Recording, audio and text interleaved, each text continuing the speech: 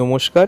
এই প্রথম আমার মায়ের চ্যানেলে আমার তৈরি একটা মন ঠান্ডা করে এই গরমে একটা শরবতের রেসিপি নিয়ে চলে এসেছি। আপনারা প্রথম থেকে শেষ পর্যন্ত দেখতে থাকুন। প্রথমে কিছু কাঁচা আম নিয়েছি, সেটাকে আমি ভালো করে কেটে নিলাম।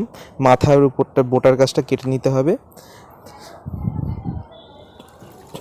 এবার ভালো করে আমি পরিষ্কার করে ধুয়ে নেবো যাতে আঠাটা বেরিয়ে যায় সব কিছু। তারপরে এটাকে আমি গরম জলে সিদ্ধ করতে যাবো যতক্ষণ না সিদ্ধ হচ্ছে। এরপর আমি ততক্ষণে কিছু মশলা করে নিচ্ছি। এখানে একটু 1 চামচ জিরে, একটা দারচিনি, এক টুকরো আর 2টো এলাচ আমি এখানে ভালো করে গুঁড়িয়ে নিচ্ছি। আর এখানে জিরেটা আমি কাঁচা ব্যবহার করেছি, আপনারাও সেটাই চেষ্টা করবেন, এর স্বাদটা খুব ভালো লাগে তাতে। আমগুলো আমার ভালো করে সিদ্ধ হয়ে গেছে।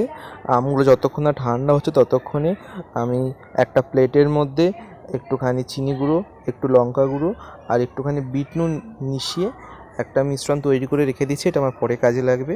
এখানে সিদ্ধ আমগুলোকে আমি ভিতর থেকে ভালো করে শাঁসগুলোকে বার করে নিচ্ছি। আপনারা এইভাবেই করবেন, তাতে আপনার সুবিধা হবে। আমটা প্রচণ্ড গরম ছিল, তাই আমার একটু অসুবিধা হচ্ছিল। আমি ঠান্ডা হওয়া পর্যন্ত অপেক্ষা করতে পারিনি। আজ গরমে শরবতটা খাওয়ার জন্য খুব এক্সাইটেড ছিলাম। এখানে আমি বিট নুন, চিনি আর সেই গুঁড়ো মশলাটা দিয়ে দিলাম। আপনারা আপনাদের মতো এখানে চিনিটা ব্যবহার করতে পারেন। আমার টকটা একটু বেশি ভালো লাগে, তাই চিনিটা একটু কম দিয়েছি। টকটার পরিমাণটা বেশি থাকবে, গরমে খুব ভালো লাগবে। আর এখানে গ্লাসগুলো নিয়েছি, গ্লাসের মধ্যে আমি একটু লেবুর রস মাখিয়ে সেই নুন, চিনি, লঙ্কা গুঁড়োর মিশ্রণটা গ্লাসের উপরটায় আমি লাগিয়ে নিচ্ছি এখানে।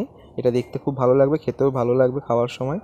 এর মধ্যে আমি আমার মতো করে এখানে আম পান্নার সেই মিশ্রণটা ঢেলে ঠান্ডা জল আর বরফের সঙ্গে মিশিয়ে সার্ভ করছি। এইভাবে আপনারাও বানিয়ে বাড়িতে খেয়ে বলবেন কেমন হয়েছে। অনেক অনেক ধন্যবাদ।